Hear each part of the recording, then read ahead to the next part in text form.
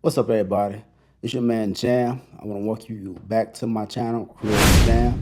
Today, I wanted to go over music producer agreement. As a producer, you want to protect yourself. You want to establish who does what, who controls what, rates. You want to get all that stuff written down before you start working with someone because things can get messy in the end, and it's best to sort that stuff out before you get started. Today, we're going to explore various agreements.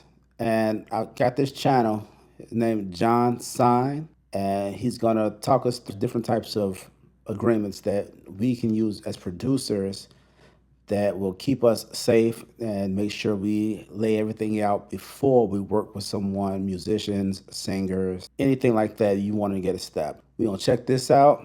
Love you and me.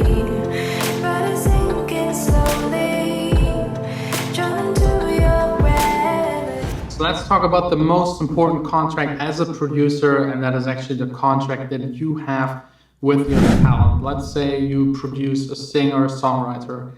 They do the lyrics, they do the vocal melody, you record them, you produce the song. You're like the classic producer making a song for someone else. In that case, you will need a special contract, like a producer agreement that kind of states what kind of percentage you get for your work, for finalizing, for recording, and all these kind of things that are involved. These contracts are rare at the moment. That's how it used to be.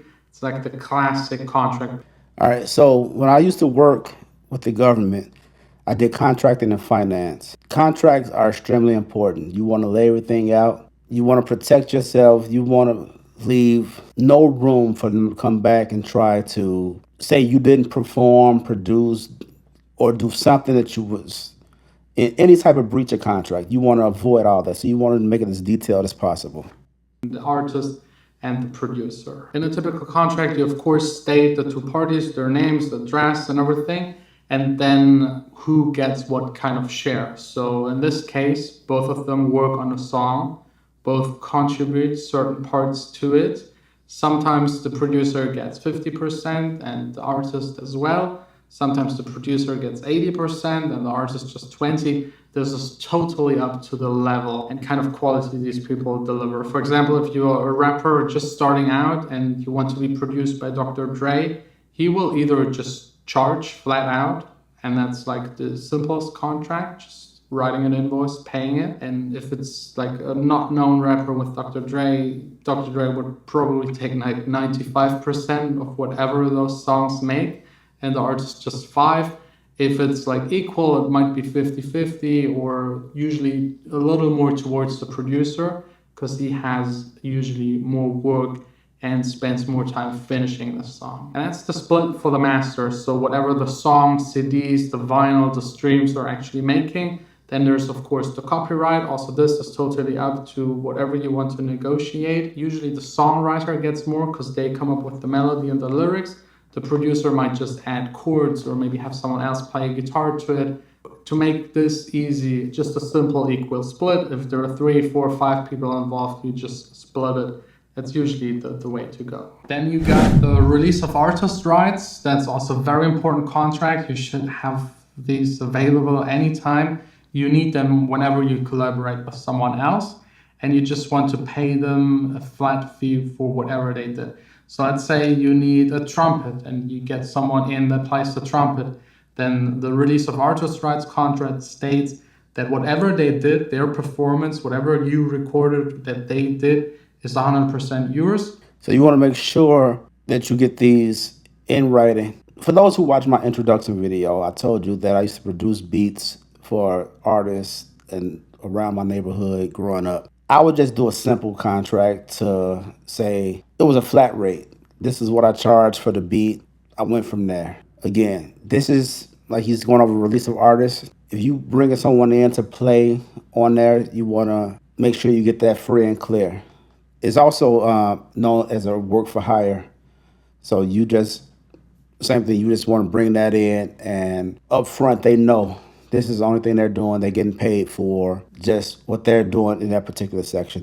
They're not There's no sharing, there's no royalties, there's no percentage points, anything like that. For a certain amount of money. So let's say for my new album, there's one song where I need a trumpet. So I will just get someone to play it, pay him maybe 100 euros and let him sign the contract. So it is mine and I can do with it whatever I want. It's my melody, so I don't need to do a copyright split with him. But if he comes up with the melody, you need to involve them in the copyright. There is no way to buy the copyright of someone else, at least in Germany. The copyright is not, you can't sell it. So you need to make sure that they get a cut if they're involved in writing, composing, or doing the lyrics. By the way, if you're interested in these kind of contracts, just Google for release of artist rights and you will find like, it's just one sheet where the person is stating that he gives all of the rights to you for amount X.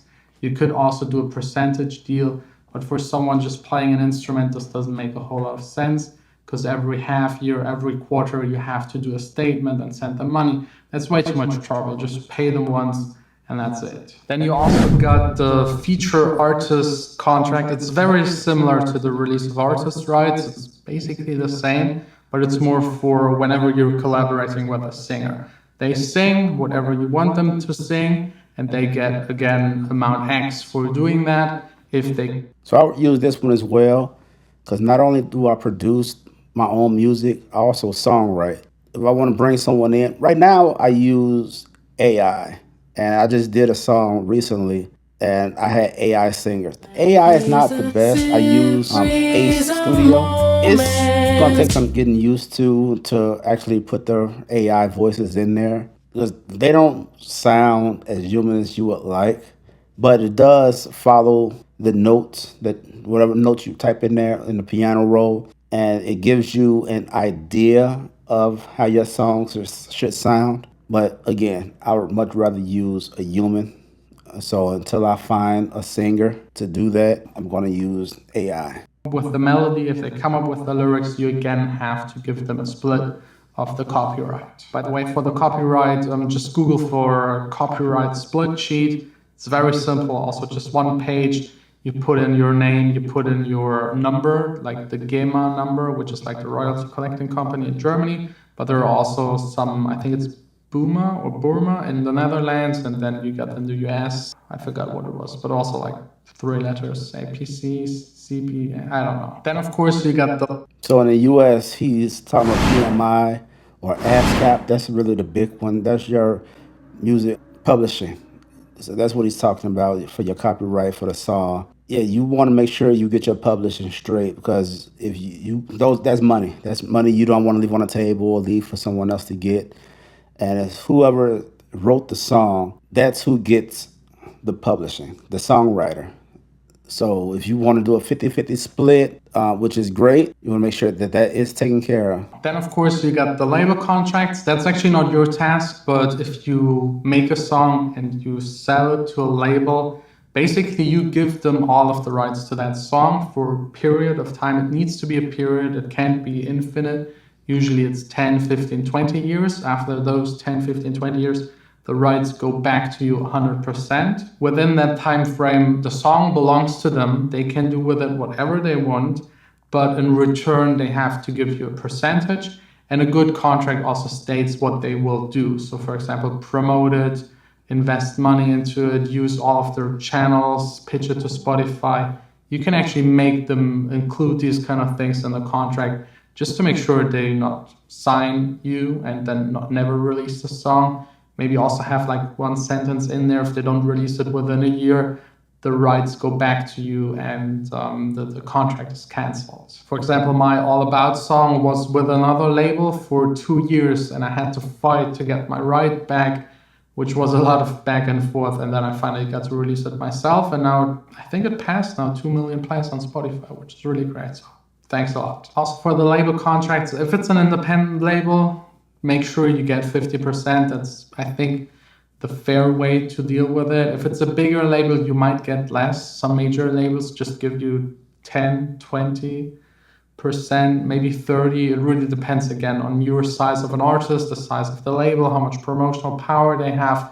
If you're a newcomer or already established, all of these kind of things factor in. It's all really up to where you are in the music business kind of world and how good you negotiate. If a contract doesn't seem to be fair, don't sign it. If you have a bad feeling, don't sign. Yeah, guys, learn how to negotiate. Ask for what you want, especially as an artist, as a producer, and if you have your own company and you are bringing in artists to write, learn how to negotiate.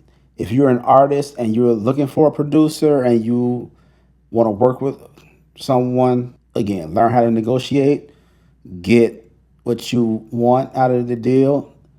Make sure you're not shorting yourself on either side, producer or artist. There's so many examples of artists and producers being taken advantage of, who owns masters. Get that stuff in a contract.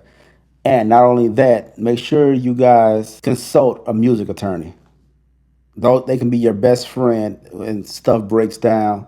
I'm sure he had to hire a music attorney when he was talking about having to get his stuff back. Get your music attorney, consult with one. Have them on speed dial. Do they even still have speed dial? I don't know. Don't sign things that are long term without getting a lawyer. Actually, always get a lawyer if you can. Signing away one song with a label where it doesn't work out isn't that bad. You just lose that one song. But if it's, for example, a management contract for the next 5 years and it involves everything you make as an artist, get a lawyer. 100% get a lawyer and make sure that the contract is an individual one for you, geared towards you. I think even by law, at least in Germany again, a management contract has to be individual. You can't just take a stock management contract and let someone sign it. It's immediately void. That doesn't even count. And then if you want to collaborate with someone, it's also really wise to have a contract. Usually it's a 50-50 split because you collaborate. One person is making half of the song or spends half of the time making it, the other person the other half. And a quick, simple contract is enough. You don't need, at least again in Germany, but I think this applies to most countries, you don't need a specific contract. Having an email that states, I get amount X for doing this and that, and you get that, is basically usually enough. A contract is like a nice addition, makes it easier just in case something happens. And a contract is usually way more detailed. If you search for release of artist rights, you get this one page and it states where you're allowed to release it, what kind of rights you get. It's kind of all in there, very specific. So I hope this clarifies a couple of the questions you guys had about contract, which types of contracts you actually need. Again, just Google for it. I unfortunately can't give you my contracts because I paid a lawyer to do them and it was quite expensive and they're individual, and I can't give away like the percentages that my artist gets, that my guitar player gets, that my vocalist gets. And again, this varies like on negotiating with them. But in most cases, my label stuff is 50-50, and whenever I work together with a singer-songwriter, it's 50-50. I think that's just like fair, half-half. So at the end, no one really complains. Copyright, same thing. So yeah, treat the other people fair, otherwise they won't work with you again. The music business, the industry is very small. If you mistreat the people, everyone will talk about it and it will be hard for you to do business. You rely on other people. The music industry is a people's business. If you know the right people and treat them fair, you will definitely advance way easier than like just being a jackass. All right, everybody. So that was music contracts. You can Google these templates to figure out what type of contract you need.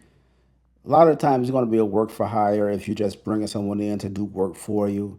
If you're not really working with anyone collaborating, but you're just bringing someone in to do certain parts, or you're bringing in a vocalist to sing something that you've written, that's more like it's going to be a work for hire.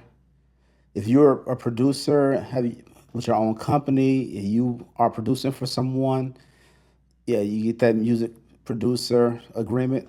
And again, find you a good music attorney, someone to help you, guide you, draft contracts for you. You can find templates online. That's what I used to use back in the day when I used to do my music production for people. And I was just selling beats. I didn't have any artists I was working with on a consistent basis. A lot of my stuff was just work for hire. I was selling beat. So you just want to make sure you get your stuff written down so there won't be any disputes or any type of disagreements or misunderstandings that will come about later when if you guys make it big, your song break. So you just want to make sure you have all your stuff written down, who gets what, who does what, where the split happens on copyright, royalties, and stuff like that. So thank you guys for rocking with me. I want to ask that you like, share, subscribe, comment, and I'll see you guys in the next one. Peace.